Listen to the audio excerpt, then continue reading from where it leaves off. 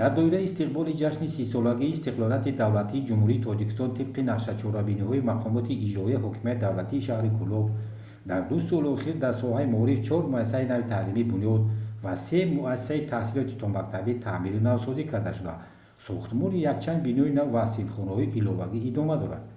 дар доираи вусъати чунин корҳои созандагӣ бунёдкорӣ барои беҳтар кардани раванди таълим ва ҳалли мушкилоти норасоии ҷойи нишаст дар деҳаи нуристони ҷамоати деҳоти зиракии шаҳр аз ҳисоби ташкилоти ҷамъиятии хайравии тавҳид бинои нави филиали муассисаи таълимӣ рақами 20 сохта ва истода дода шуд.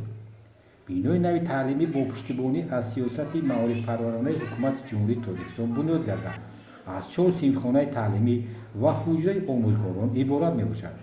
дар ифтитоҳи бинои нави муассисаи таълимӣ ёрдамчии президенти ҷумҳурии тоҷикистон оид ба масъалаҳои иҷтимоӣ ва робита ба ҷомеа абдуҷаббор раҳмонзода хонандагони ин муассисаи нави таълимиро бо чунин шароити мусоид ба илмомӯзӣ ва баланд бардоштани дараҷаи саводнокӣ даъват намуданд. воқеан ҳам чанд сол боз хонандагони деҳаи нуристон аз дурии масофаи роҳ танқисӣ доштанд ва акнун бо муҳайё кардани чунин шароит имкон аст 160 нафар хонандагон ба таҳсил фаро гирифта шавад.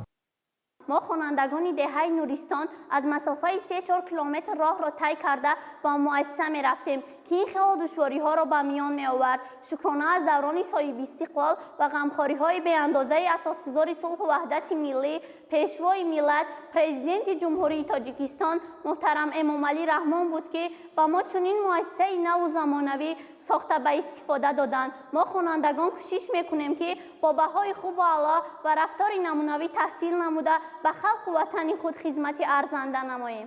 дар ифтитоҳи бинои нави филиали муассисаи таълимӣ рақами 20 таъкид шуд ки маориф ҳамчун сиёсати иҷтимоӣ зери таваҷҷӯҳи ҳукумати ҷумҳурии тоҷикистон қарор дорад. дар доираи чунин корҳои созандагӣ бунёдкорӣ дар шаҳру деҳоти Кӯлоб 10 муассисаи нави таълимӣ бунёд ва 8 муассиса аз таъмири асосӣ бароварда шуда бо таҷҳизоти лозима таъмин карда шуд ва сохтмони якчанд муассисаи таълимӣ идома дорад.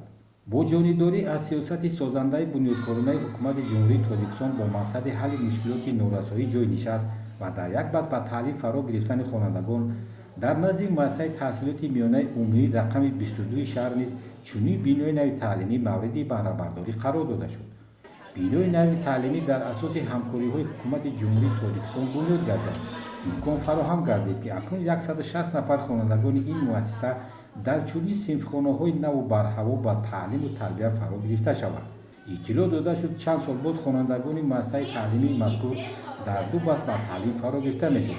баъди ифтитоҳи бинои нав шароит фароҳам гардид ки хонандагон дар як баъз ба машғулиятҳо ҷалб карда шаванд.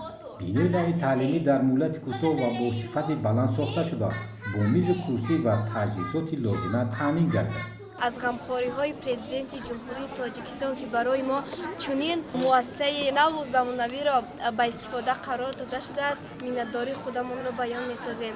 ما طالب علما وعده می‌دهیم که مؤسسه را با دانش خوب و اعلی و رفتار نمونوی ختم نموده در آینده در آبادی وطن سهم خود را خواهیم گذاشت.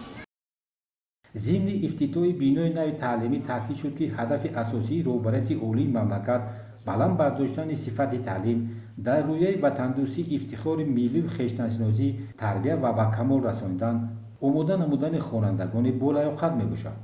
ҳукумати кишвар хоса президенти ҷумҳурии тоҷикистон муҳтарам эмомалӣ раҳмон пайваста ба мактабу маориф эътибори ҷиддӣ зоҳир карда бо зиёд кардани маблағгузории соҳа даҳҳо муассисаҳои нави таълимӣ бунёд гардид. зимнан омӯзгорону хонандагони ин муассисаи таълимӣ дар ҷавоб ба ғамхориҳои давлат ҳукумат изҳор доштанд ки бо баланд бардоштани дараҷаи дониш дар пешрафт ва ободии тоҷикистон саҳми арзанда мегузоранд.